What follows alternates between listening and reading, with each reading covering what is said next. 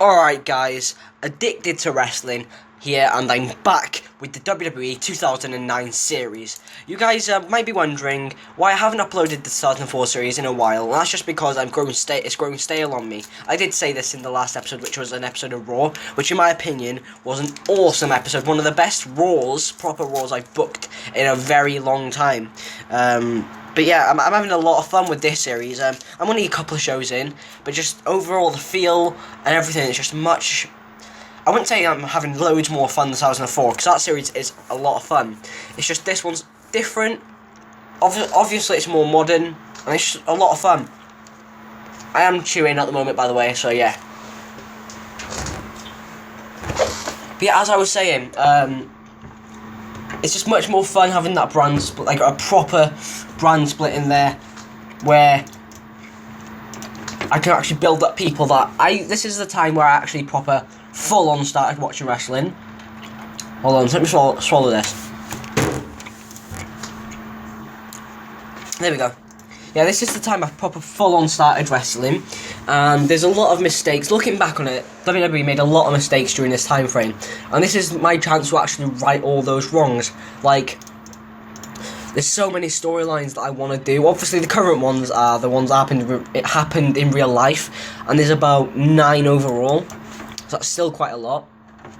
But yeah, sorry about the ridiculous start where I was chewing.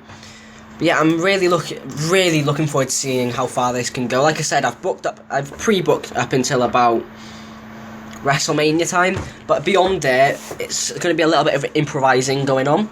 Hopefully, it'll still be as entertaining. But yeah, today we've got an episode of WWE ECW on Sci-Fi, and yeah, let's go straight into it. We do need to book the area even, the place. I accidentally did hold Superstars in New England. That was an accident, but we were meant to be in the Mid-South. There we go. If we pick best venue, was there anything I needed to show you guys? There wasn't anything really, was there? I've changed a couple of guys' pictures, like Mark Henry has got a proper picture from the time. Who else? Or closer to the time anyway. The Undertaker has got a better picture. Who else has got a better picture? Batista. Just like I said, it's a bit of a mix and match, and I did link the picture pack, the main picture pack, which is this one. I did link that and this data in the description. And like I said, it is a bit of an effort trying to get the pictures to the right people and everything, but once you do it, it is really fun. And yeah, once you've done that, you can get into the booking. We do have 1, 2, 3, 4, 5, 6, 7, 8 titles, I think that is. Yep, and 1 in ECW, 1, 2,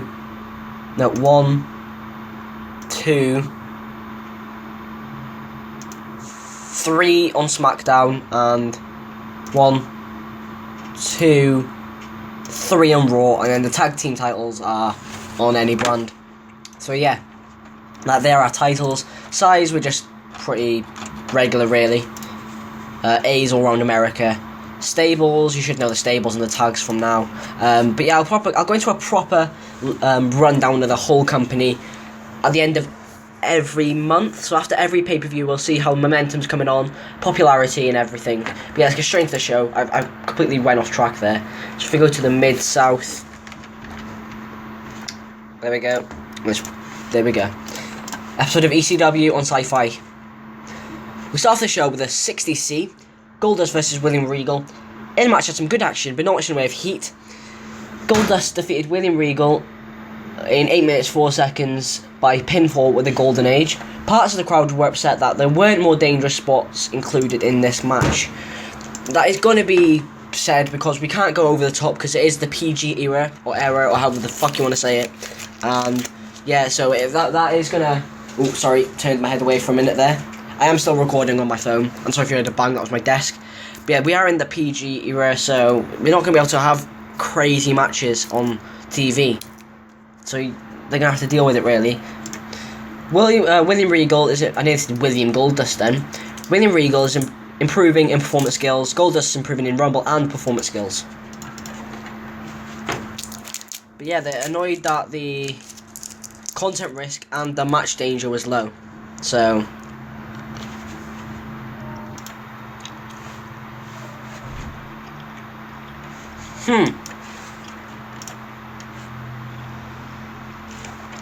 That wasn't great. D46. Tony Atlas introduces us to the Abraham Washington show, with Washington bringing out his guest, Gregory Helms. Gregory Helms comes down to the ring, and Abraham Washington cuts straight to the chase, asking him if he's the Hurricane. Gregory says that's ridiculous, because there's no way that he could be a superhero. He points out that he hasn't had a match in months, while the Hurricane is an active superstar. Abraham Washington points out that the Hurricane and Gregory Helms have never been seen in the same place at the same time. But Helms points out that neither have Washington and the Hurricane. They argue back and forth comically until Paul Burchill comes down to the ring. He attacks Helms from behind, laying him out with his finisher. Burchill stands tall over Gregory Helms to end the segment. Katie Lee Burchill helped Paul Burchill during the segment. Paul Burchill and Katie Lee have great chemistry. Abraham Washington is improving in acting, and Paul Burchill is improving in performance skills. Not a great segment, but Burchill and Helms have not got the greatest entertainment skills, so that was expected. And yeah, I'm sorry about my commentary, guys. It's not great. I'm sorry about the rambling at the start. Then we have a C+70. Backstage, Shelton Benjamin is warming up for his match when Christian walks in and starts to psych him up. The ECW champion says that tonight they have a big test in the Ruthless Roundtable, but he knows that if they work together, ECW's premier two superstars can take out Regal and his henchmen for good. Not a terrible segment. Then D46. In a match has some good action, but not much in the way of heat. Zack Ryder defeated Tommy Dreamer in 7 minutes 57 seconds by pinfall after using a foreign object. Parts of the crowd were upset that there weren't more dangerous spots included in the match. Zack Ryder's improving in performance skills, and yeah, that wasn't a great match. But ECW will never be. Oh, sorry about that. But yeah, ECW will never be great. So we've got to try and do the best that we can with what we've got. God, my commentary is so great, guys. Just make sure my other video is rendering.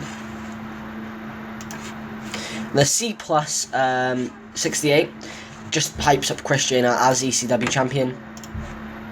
Then the main event got a C62, not great. In a match has some good action, but not much in the way of heat. Christian and Shelton Benjamin defeated the Ruthless Roundtable in 15 minutes, 53 seconds, when Christian defeated Vladimir Kozlov by pinfall with a kill switch. Again, parts of the crowd are upset that there weren't more dangerous spots included in the match. That's moved on the ECW Championship storyline. Christian is improving in Rumble technical performance. Christian is improving in Rumble technical and performance skills. Ezekiel Jackson is improving in performance, and Vladimir Kozlov is improving in performance skills. And to end the show, we have a C plus 67. William Regal hits the ring with the assistance of his Ruthless Roundtable, assaults the victorious team. ECW goes off the air with Regal and the Roundtable standing tall over Shelton and Christian after laying the two men out with the vicious attack. Ezekiel Jackson is improving in acting, and he's learning to show more charisma. So that's moved on the ECW Championship storyline.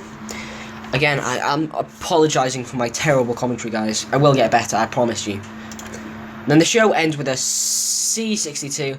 Vladimir Kozlov was slightly overused. That's kind of understandable. But yeah, not a great show, but again, it is a B show, I think, so it won't affect our popularity, and it'll just help us develop superstars as they come, really. We did have 6,000 people at the AR Farris Centre, so that is not terrible at all. But yeah, anyway, I hope you guys enjoyed this episode. There's nothing I really to go over. Like I said, after every pay-per-view, we'll have a dedicated episode to going over the popularity, momentum, etc. of every guy on the roster, and like how the storylines are coming along. But yeah, I hope you guys enjoyed. Don't forget to like, comment, and subscribe, and don't forget to tune in next time. I'm sorry about my commentary, but it will get better as we go on. But yeah, bye for now.